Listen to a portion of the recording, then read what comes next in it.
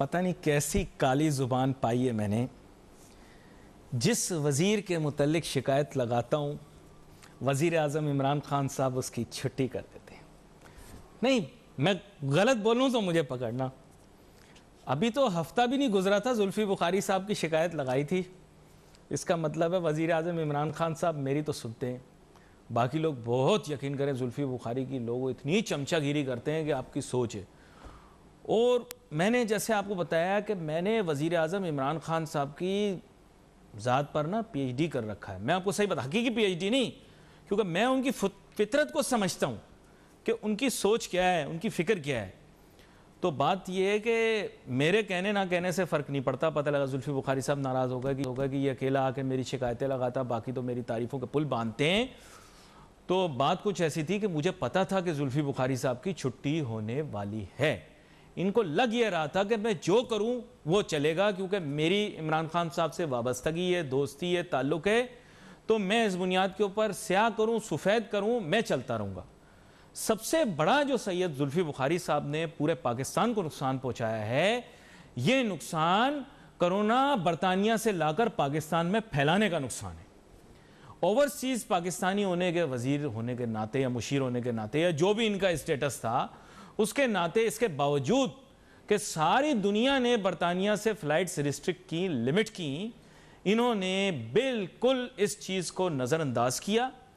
अपने overseas vote bank को हासिल करने के लिए ज़बरदस्ती पाकिस्तान के अंदर जरसूमें फैलाए, जिसके लिए तारीख़ भी कभी इनको माफ़ नहीं करेगी, पाकिस्तान भी कभी माफ़ नहीं करेगा। लेकिन ऐसा हो सकता है कि ये चंद माह के बाद दोबारा से वज़ीर या मुशीर बन जाएं, इसलिए इससे आगे मैं नहीं कहूँगा। I will be very factual. Pakistan के अंदर इस तरह होता है।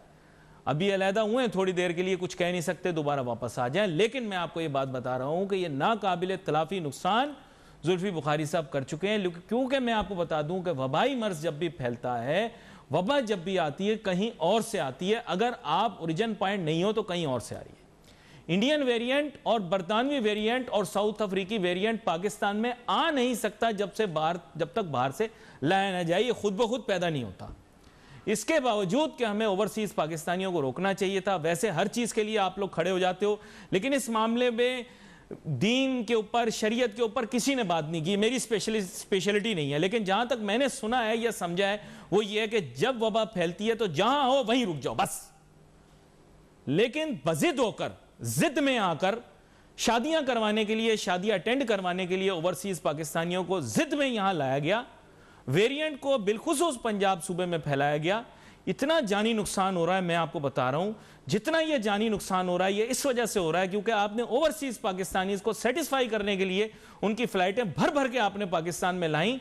जबकि अगर वो जहां थे वहीं रहते तो एक तो उनको वैक्सीन तक भी एक्सेस था, बेटर मेडिकल फैसिलिटीज तक भी एक्सेस था, और ओवर एज लोग तो वैसे ही ट्रैवल नहीं करते, तो ये बीमारी ओवर एज लोग तो ला ही नहीं सकते थे ना। बुजुर्ग अगर आप फ्लाइटों में जाएं, जो बरतानिया से फ्लाइटें आती हैं, तो उसमें नौजवान, जवान या उधर उम्र लोग आ रहे होते हैं, बूढ़े लोगों की तादाद कम होती है। तो इसके माने ये है कि वो लोग लाइफ थ्रेटनिंग डिजीज का बायस बने कि जिनका ना कोई लेना ना कोई देना था। बेगाने की शादी में अब्दुल्ला दीवाने ने आकर नाच नाच के बीमारी फैलाई, और इसकी जिम्मेदारी किसके सर जाती है ये आप खुद जानते हैं। इस तक के आगे बरतानिया ने हाथ जोड़ के बोला कि यार अब बहुत तुम लोगों ने फैला ली है बीमारी, अब तुम्हारी फ्लाइटें हम बंद करते हैं, तुम नहीं घुसो हमारे मुल्क के अंदर। यकीन करें इस हद तक बात आ गई। तो उस पर भी यहां पाकिस्तान के अंदर रोना, डिस्को डांस शुरू हो गया कि बरतानिया ने हमें क्यों मना कर दिया। यार तुम लोग कोई बहुत ही बड़े आमिर लियाकत हो। आमिर लियाकत क्या है? आप वही हो। आगे चलते हैं, आमिर भाई ना नाराज हो जाए। अगला टॉपिक जनाबे वाला, मशरिक वस्ता के हालात। मुख्तसरन बात करूंगा, एक मिनट की बात। यह मशरिक वस्ता के हालात खराब हो रहे हैं, इसको कौमियत के जुमरे में ना लिया जाए। नाजरीन, आप लोगों को पता तो कुछ होता नहीं, क्योंकि 2 टके का इल्म तो कोई हासिल किया नहीं। जहां पे जो लाई लग फेसबुक व्हाट्सएप लगा देते हैं, अंकल नाच गाना शुरू कर देते हैं। अरब दुनिया भाईजान इसलिए खामोश है क्योंकि फलस्तीनियों को वो अरब मानते ही नहीं है। आपको पता ही नहीं, बेवजह का डिस्को डांस कर रहे हो। अरब मुमालिक क्यों खामोश है? Disco dance. ओ भाई, अरब मुमालिक फिलिस्तीनियों को पसंद नहीं करते, इनकी आपस में लगती है। नहीं पता था। क्यों पता नहीं था? क्योंकि खाली पाक स्टडीज की किताब पढ़ी है, और पाक स्टडीज की किताब में सारा फजूलियात लिखा हुआ है। अरब लोगों की फिलिस्तीनियों से लगती है। इसको फिलिस्तीनी मामला ना बनाया जाए। यह मामला यरूशलेम का है नाजरीन, यह मामला मस्जिद अक्सा का है। और मस्जिद अक्सा ना फ़िलिस्तीनी की है ना किसी पाकिस्तानी की है। ये मस्जिद अक्सा जो है ये बड़ी अहम जगह है, इसकी बड़ी तारीख़ है और इसकी बड़ी दीनी अहमियत है। और मसला यरूशलेम का है, यह हमारे आबा व अजदाद यानी कि सलाहुद्दीन अय्यूबी ने आज़ाद करवाया था। कितने साल उसने जंग लड़ी, उसने पहले आकरे फतह किया, फिर उसने ये यरूशलेम आकर जो है आज़ाद करवाया। फतह नहीं कहेंगे इसको, आज़ाद करवाया। तो ये मसला यरूशलेम का है। और यकीन करो इन्होंने इतनी जिद रखी हुई थी इन लोगों ने कि इन्हें सलाहुद्दीन अय्यूबी के पूरे इलाके को यकीन करो तबाह करके रख दिया। इन्हें 1000 साल की इनकी दुश्मनी है, इन्होंने सलाहुद्दीन अय्यूबी के शहरों को तबाह कर दिया। यकीन करो कुर्दों को इन्होंने, जितने इलाके कुर्द इलाके हैं हमारे सलाहुद्दीन अय्यूबी के, इन्होंने वह खंडर बना दिए। इनकी वो जिद है। यहां पर एक छोटी सी ब्रेक लेते हैं, ब्रेक के बाद वापस आते हैं, फरीद आलम साहब के साथ बात करेंगे और गुफ्तगू करेंगे पाकिस्तान की मईशत के ऊपर।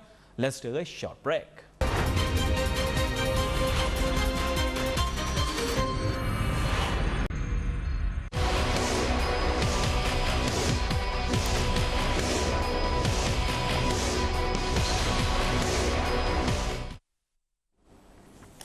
बैनुल-अक़वामी ख़बरें तो बहुत सारी हैं जो कि पाकिस्तान की मईशत को और पाकिस्तान को मुतासिर कर सकती हैं, लेकिन अब इतना वक्त नहीं मेरे पास कि सारी ख़बरों को कवर करूं। मैंने तो मुल्क की मईशत के मुतालिक बात करनी है और अहम गुफ्तगू करनी है। मेरे साथ फ़रीद आलम साहब मौजूद हैं, मारूफ इस शोबे के महारत रखने वाले शख्स हैं, इक़्तिसादियात के, मुआशियात से, स्टॉक एक्सचेंज से भी वाबस्ता हैं और अहम मुद्दों के ऊपर फाइज हैं भी और रहे भी हैं। वेलकम करता हूँ सर आपको शो।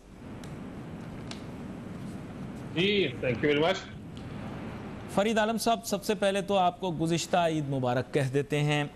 उसके बाद आपसे ये जानना चाहूँगा कि पाकिस्तान की मईशत और स्टॉक एक्सचेंज किस समत जा रही है।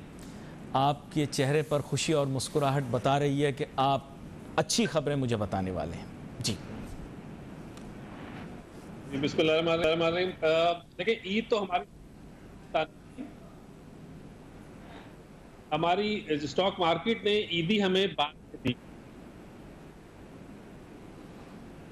Yesterday and today. अच्छा। और अभी बजट रैली के अंदर और ये जो मैक्रो हुए, लोगों ने लॉन्ग हॉलिडे से पहले बजट मेजर्स और कोरोना की वजह से काफी सारे इन्वेस्टर्स चले गए कैश के ऊपर। तो जब ये वापसी हो रही है, जो पैसा जहां लॉन्ग, तो हमारी मार्केट के अंदर थोड़ी सी बहार दोबारा से आ रही जी। यानी ईद के बाद आपने ईदी वसूल की, हमको पता ही नहीं लगा। लेकिन मैं आपको बताऊं, मुल्क का एक बेशतर हिस्सा और पाकिस्तान की मईशत का एक बेशतर हिस्सा जो है वो बग़ैर ईदी के उन्होंने ईद गुजारी है। हमारे लिए बड़ा मुश्किल गुजरा है, पाकिस्तानी कौम के लिए ये ईद बड़ी मुश्किल गुजरी है। एक तो पपियाँ जफियाँ मना थीं, दूसरा ये है कि ईदी भी बहुत सारे लोग नहीं दे सके माशी हालात की वजह से। चलो मुझे खुशी है कम से कम स्टॉक एक्सचेंज वालों ने कहीं ना कहीं से ईदी तो पकड़ ली। जी जी, स्टॉक वालों ने थोड़ा सा टफ टाइम भी देखा। और अभी भी जो लोग पुराने स्टाइल की इन्वेस्टमेंट्स कर रहे हैं, के लिए तो कोई चेंज नहीं आई पिछले एक जिसने अभी किया है कि टेक्नोलॉजी में शिफ्ट, फार्मास्यूटिकल में या फूड सेक्टर में उन थोड़ी रिटर्न की है। अदरवाइज जो ओजीडीसी, पीपीएल के और जो बैंक इन्वेस्टर्स हैं उनको अभी तक। फरीद आलम साहब, आपकी आवाज़ मुझे थोड़ी ताखिर से आ रही है। मैं आपसे दोबारा से रब्ता करता हूं ताकि आपसे गुफ्तगू सही से हो सके। इत्तेफाक से आपकी आवाज़ जो है बीच में ताखिर से मेरे पास आ रही है, उससे बात करता हूँ। उतनी देर में नाजरीन के साथ बात कर लेता हूँ। थोड़ी सी मशरिक़ वस्ता की गुफ्तगू हमने शुरू की थी। मैं ये भी बताता चलूँ कि जनाब हालात वहाँ पर ख़राब हो रहे हैं। अल्लाह खैर करे, अल्लाह बेहतरी करे, आप अमन की तवक्को करें। और जो लोग कह रहे हैं कि मीडिया खामोश है, तो मैं उनको कहूँगा कि आप या तो बहरे हो गए या आप अंधे हो गए हैं? पूरा दिन तो पाकिस्तानी मीडिया इस बारे में बात कर रहा है, फिर भी आप कह रहे हैं कोई कुछ बोल नहीं रहा, सब खामोश हैं। क्या करें और कपड़े फाड़ लें अपने? यहाँ पर एक छोटी सी ब्रेक लेते हैं, ब्रेक के बाद वापस आते हैं, अपनी गुफ्तगू जारी रखेंगे।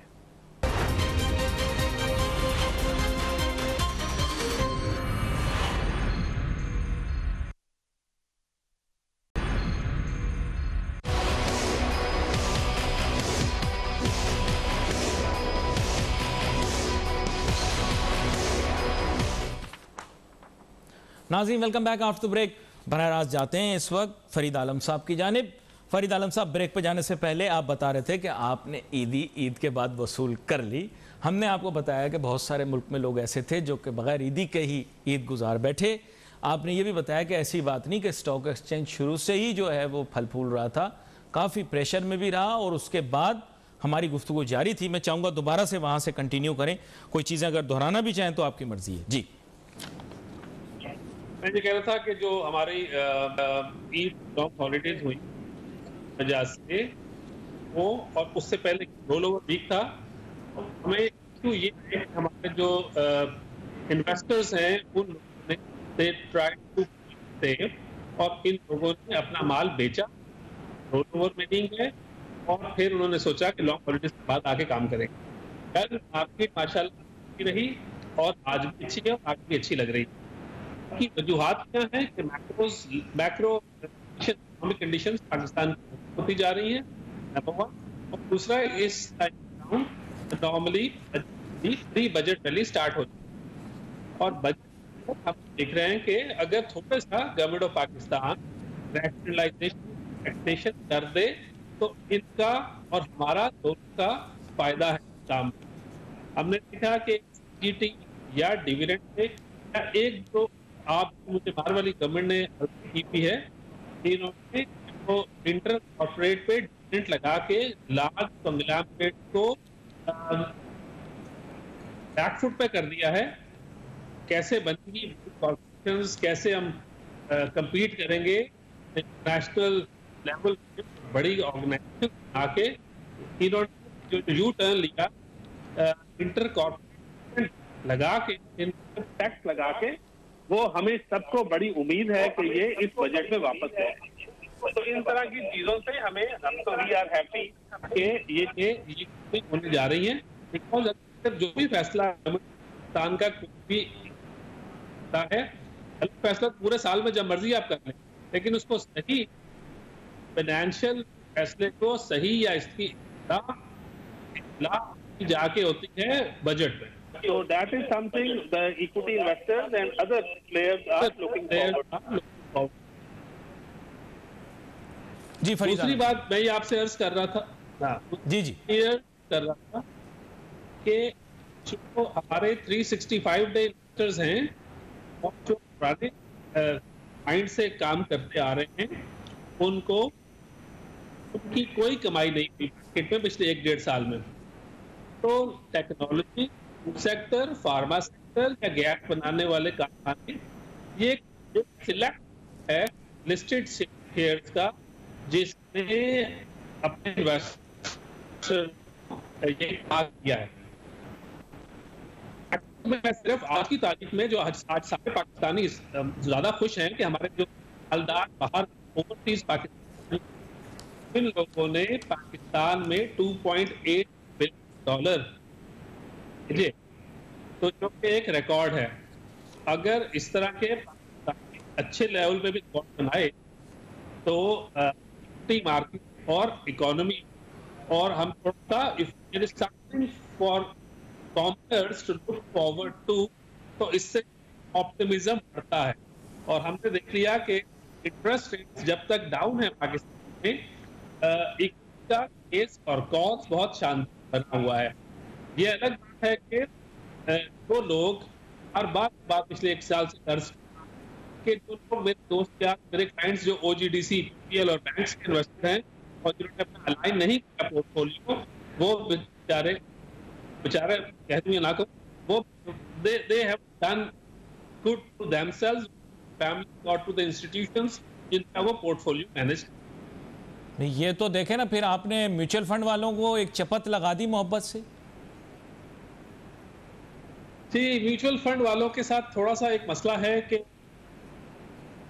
को बहुत सारे लोगों को आंसर देना पड़ता है, और अगर फंड मैनेजर बहुत कैपेबल है और बहुत कैपेबल है, लेकिन उसको रेगुलेट या उसको ओवरसी करने वाले लोग साथ-साथ मूव नहीं कर रहे हैं in tandem with the international laws और जो पाकिस्तान में सब कुछ हुआ, और अपने रॉन्ग फुट पे पकड़े गए हैं, जब तक अपना फुट वो करेक्ट ना करें तो ट्रेल में शामिल नहीं हो सकेंगे, जो मार्च कर रही है टुवर्ड्स 50,000 और 55,000। अच्छा, उनका मुद्दा बयान कर दूं आपके सामने। देखिए, असल में मसला ये है कि सर देखिए, वो तो सॉफ्टवेयर के हिसाब से चलेंगे ना, उनको तो रिस्क रेटिंग, रिस्क मैनेजमेंट का सॉफ्टवेयर दिया हुआ, उसमें वो पॉइंट डालते हैं, वो पॉइंट स्कोर कहता है कि यहाँ डालना है, यहाँ रिस्क कम है, तो वो उस हिसाब से डाल देता है। वो क्या करे बेचारा, वो मजबूर है ना सर। अगर वो शाम को अपने हेड को रिपोर्ट करेगा, उसका रिस्क का कैरियंग का जो पॉइंट वेटेज होगी वो ज्यादा होगी, तो वो किस तरह जस्टिफाई करेगा, ये भी तो समझना ना हमें। सर, मैं आपकी बात से इत्तेफाक करने के बाद ये परेशान हूँ कि ये सेक्टर और ये इंडस्ट्री, इंडस्ट्री अगर कंसिस्टेंट बेसिस पे, क्वार्टरली बेसिस पे परफॉर्म करती जाएगी मार्केट से, लोगों का खुदा न खास्ता इस सेक्टर पे, जो हम तो एक्सपेक्ट करते हैं ना कि फंड मैनेजर को हम उसकी फीस देके हम आउट परफॉर्म करेगा वो TSX के 100 इंडेक्स को, TSE 100 को, लेकिन अगर उसकी सिलेक्शन और कंजर्वेटिव सिलेक्शन की वजह से वो TSE 100 इंडेक्स बीट ना कर पाए, तो ये उस इंडस्ट्री के लिए अच्छी बात नहीं हो रही। तो इस पे तो फिर मैं गुजारिश करूंगा, मुफैप वाले अगर सुन रहे हैं तो इस बात को संजीदगी से लें। बड़ी वेटेज है बात में फरीद आलम साहब की कि भाई आप भी तो अपनी सिचुएशन को रिव्यू करो। अच्छा, इसके लिए एक सजेशन आप दें। बात यह कि इनको चाहिए ये भी फोकस ग्रुप बनाएं और वीकली मंथली बेसिस के ऊपर ये मिलकर इसको, जो आप कह रहे हैं ओवरली रेगुलेटेड इन्वायरमेंट है अगर, तो कम से कम उसके रिव्यू को तो क्रिएट करें ना। कोई रिव्यू भी तो क्रिएट होना चाहिए, रिस्क वर्सेस रिटर्न के ऊपर कोई, मतलब ये कोई सिटिंग होनी चाहिए, कोई बैठक होनी चाहिए। क्या कहते हैं आप? बिल्कुल ठीक है, मैं आपकी इस बात से एक आगे स्टेप पे आप बियॉन्ड जा रहा हूँ। देखिए, हमें और आप, हम लोग पुराने हैं इस इंडस्ट्री में, हमारे पास आज तक कोई एवरेज प्रोडक्ट हम नहीं ला सके। कोई डेवलप बहुत सारी की, लेकिन एग्जीक्यूट उसको प्रैक्टिस हम आज भी जब भी रोल ओवर वीक आता है, जो फाइनेंसर है वो पूरी तरह से हावी हो जाता है। ये जो हमारे लोग एवरेज पे काम करते हैं, जो आजकल हमेशा से 30 डेज का रोल ओवर करते हैं, 10 साल पहले से बात चलती है कि 60 डेज और 90 डेज साइमल्टेनियसली रोल ओवर का विंडो खुलेगी। उससे जो हमारे फाइनेंसर की जो ग्रिप है हमारी, और करते हैं जो फ्लीजिंग करते हैं, या वो जो हमें हमारे लेवरेज बायर्स को तंग करते हैं, खत्म हो जाएगी इजारादारी। लेकिन हम मुफाद के ऊपर तो हमने डिस्कशन कर ली, लेकिन मेरे ख्याल से इट इज अबाउट टाइम इस वक्त एवरेज प्रोडक्ट को थोड़ा सा फाल बनाया जाए। ये बहुत सारी कमेटीज ने बहुत दफा करके दिया, NCCPL, CDC, कभी SCCB रुक जाता है, एपेक्स रेगुलेटर रोकता है, कभी फ्रंट लाइन रोकता है, लेकिन irrespective of whosoever does not come up to the expectation of the investors of the Pakistani market, the fact remains कि आज भी हम कोई लेवरेज प्रोडक्ट दे दे। अच्छा, पॉइंट नोटेड यहाँ, लेकिन एक एडिशन कर दूं मैं। आपने बड़ी अहम बात की है यहाँ पर। मैं आपको बताता चलूँ कि काबीना के अंदर बहुत सारे तो नहीं मैं कहना चाह रहा, चलो चंद एक कह लेते हैं, चंद एक ऐसे लोग हैं जिनकी बाकायदा लिस्टेड कंपनीज हैं, तो और वो लोग इसके मतलब मेजर पार्टिसिपेंट्स भी रहे हैं, अच्छी मतलब कॉन्ग्लोमरेट्स कह सकता हूँ, मल्टीनेशनल तो नहीं कह सकता उनको, लेकिन दे रन कॉन्ग्लोमरेट्स। आपके ख्याल से should they not sit down with the prime minister and discuss this very important point? मतलब इट्स नॉट समथिंग ऑर्डिनरी जो बात आपने की है, it's something that's very essential. क्या कहते हैं आप? देखिए, ईच टाइम हम किसी से बात करते हैं दार से, तो very you will not have to call us again on this, it is all settled कि होने जा रहा है।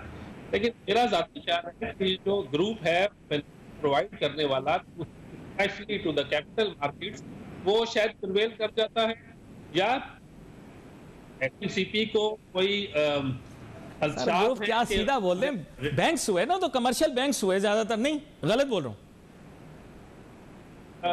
नहीं सर, बैंक्स भी हैं, म्यूचुअल फंड भी हैं, लेकिन इसके बियॉन्ड कमर्शियल बैंकों को लेना आता है क्रेडिट रिस्क, इक्विटी रिस्क। बहुत सारे कमर्शियल बैंक्स की तो इक्विटी की बुक ना होने के बाद गहरी बात करती, बहुत गहरी गहरी बातें की हैं आज फरीद आलम साहब।